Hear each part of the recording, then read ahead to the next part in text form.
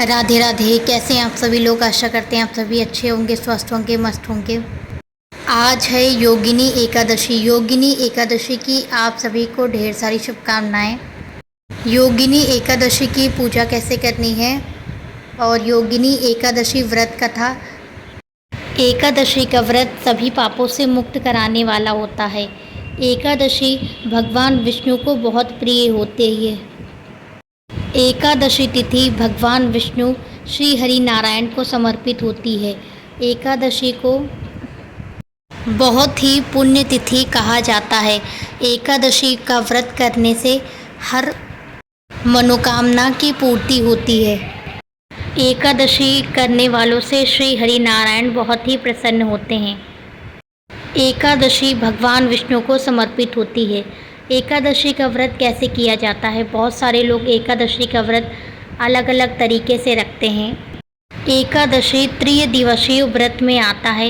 एकादशी का व्रत का नियम दशमी तिथि से ही प्रारंभ हो जाते हैं। दशमी तिथि किसी भी प्रकार का तामसिक भोजन ग्रहण ना करें। दशमी तिथि पर एक समय ही भोजन किया जाता है। इसी तरीके से ये होते हैं दशमी तिथि के नियम। एकादशी तिथि में ब्रह्म मुहूर्त में उठकर भगवान विष्णु का ध्यान करते हुए भगवान विष्णु की पूजा की जाती है। स्नान करने के पश्चात, सूर्य देव का पूजन करने के पश्चात और चौकी लगाकर भगवान विष्णु का पूजन करना चाहिए। हम यहाँ पर अपने लड्डू गोपाल जी को स्नान कराने के बाद चौकी लगाकर पूजा कर रहे हैं। श्री हरि भगवान विष्णु को चंदन का टीका और माता लक्ष्मी को रोली का टीका लगाएंगे। लड्डू गोपाल जी को भी चंदन का टीका लगाएंगे और फिर वो स्वयं भी लगा लेंगे। इस पूजा में सर्वप्रथम गणपति महाराज की पूजा की जाती है, तो गणपति महाराज का पूजन जरूर करें। एकादशी वाले दिन तुलसी तोड़ी नहीं जाती, इसलिए एक दिन पहले ही तुलसी तोड़ कर रख ले। एकादशी वाले दिन तुलसी का दूर से ही पूजन किया जाता है। अब गणपति महाराज को तिली चढ़ा देंगे। एकादशी वाले दिन तिली का ही प्रयोग किया जाता है। एकादशी वाले दिन तिल का प्रयोग करने से समस्त पाप का नाश हो जाता है, इसलिए एकादशी वाले दिन तिली का ही प्रयोग करना चाहिए। कोई भी पूजा में दीपक का सर्वप्रथम महत्व होता है, तो दीपक प्रज्वलित करने के बाद ही एकादशी व्रत करना चाहिए और पूजा भी करनी चाहिए। लड्डू गोपाल है तो लड्डू गोपाल को पंचामृत से स्नान कराने के बाद लड्डू गोपाल जी का पूजन करें। अगर शालिग्राम जी हैं तो शालिग्राम जी का भी पूजन करेंगे। धूप दिखाएंगे, दीप दिखाएंगे और इसी तरीके से भगवान विष्णु का पूजन करेंगे। और भगवान विष्णु को पीले पुष्प चढ़ाएंगे, माता लक्ष्मी को लाल पुष्प चढ़ाएंगे। एकादशी व्रत में तुलसी जरूर भगवान जी को अर्पित करनी चाहिए। लड्डू गोपाल जी को, लक्ष्मी माता को तुलसी नहीं चढ़ानी चाहिए। भगवान विष्णु को तुलसी का पत्ता चढ़ाएंगे और भोग में भी तुलसी का पत्ता डालेंगे। एकादशी पर जितना हो सके भगवान विष्णु के मंत्रों का जाप करना चाहिए और एकादशी वाले दिन श्री हरि भगवान विष्णु का पूजन जरूर करें।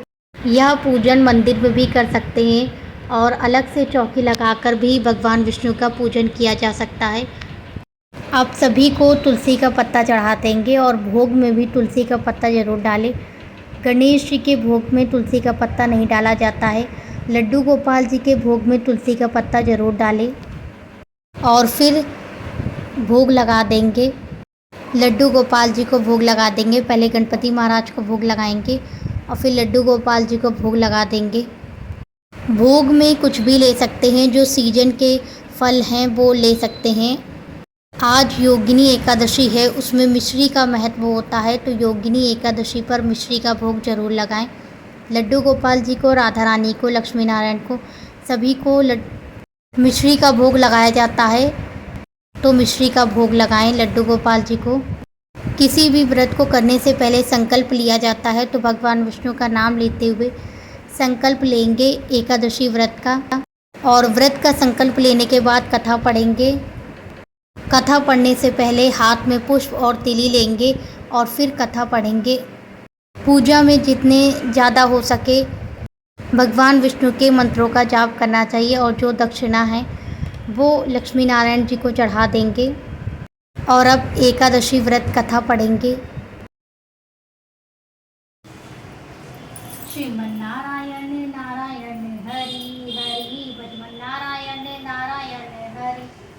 हरि, लक्ष्मी नारायण नारायण हरि, हरि हरि ओम नमो नारायण, ओम नमो नारायण, हरि ओम नमो नारायण। बोलो भगवान विष्णु की जय, माता लक्ष्मी की जय, योगिनी एकादशी की जय। योगिनी एकादशी महात्म। आषाढ़ मास के कृष्ण पक्ष की एकादशी। श्री कृष्ण जी बोले, हे युधिष्ठिर, आषाढ़ मास के कृष्ण पक्ष की एकादशी का नाम योगिनी है। इसके महात्म की एक पौराणिक कथा कहता हूँ। अमलापुरी में शंकर जी के भक्त कुबेर जी रहते थे। पूजा के लिए हेममाली पुष्प लाया करता था।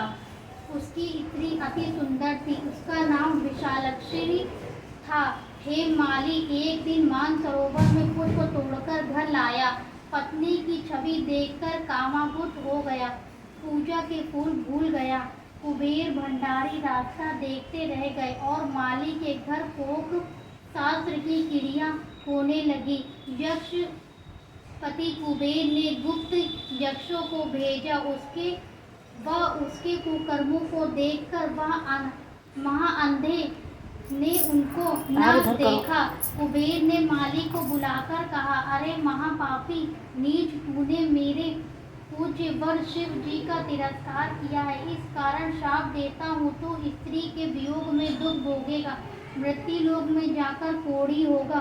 कुबेर के श्राप से वह माली पृथ्वी पर गिरा।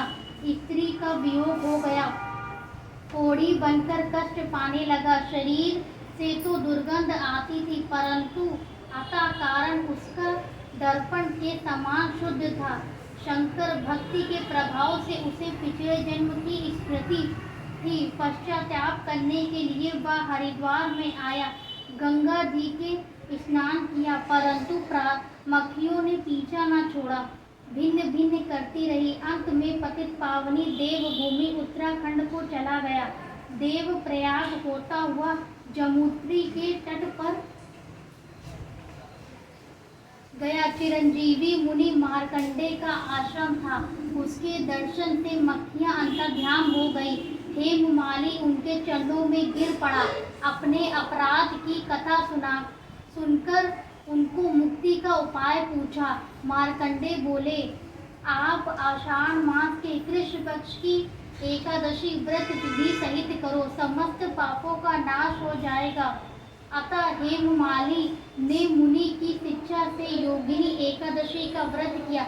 उसके प्रभाव से अपने दिव्य स्वरूप को प्राप्त हुआ।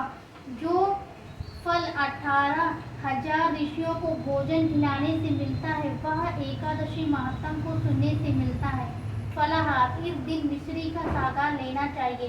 तरल द्रव्य पदार्थ मिश्री, दूध, मेवा, फल आदि ले सकते। बोलो भगवान विष्णु की जय, माता लक्ष्मी की जय, एकादशी माता की जय, योगिनी एकादशी की जय।